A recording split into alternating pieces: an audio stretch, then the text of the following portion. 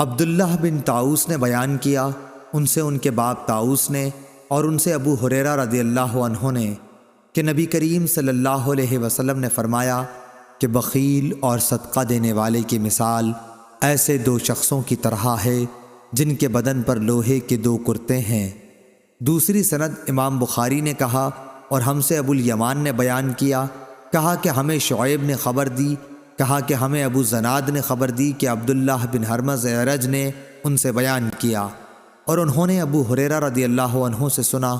اور ابو ہریرہ رضی اللہ عنہ نے نبی کریم صلی اللہ علیہ وسلم کو یہ کہتے سنا کہ بخیل اور خرچ کرنے والے کی مثال ایسے دو شخصوں کی سی ہے جن کے بدن پر لوہے کے دو کرتے ہوں، چھاتیوں سے ہنسلی تک۔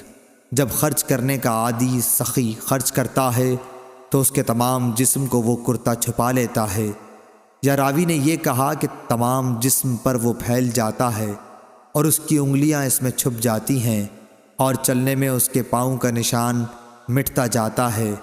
لیکن بخیل جب بھی خرچ کرنے کا ارادہ کرتا ہے تو اس کرتے کا ہر حلقہ اپنی جگہ سے چمٹ جاتا ہے۔ بخیل اسے کشادہ کرنے کی کوشش کرتا ہے لیکن وہ کشادہ نہیں ہو پاتا۔ عبداللہ بن طاؤس کے ساتھ اس حدیث کو حسن بن مسلم نے بھی طاؤس سے روایت کیا، اس میں دو کرتے ہیں۔ صحیح بخاری حدیث نمبر 1443۔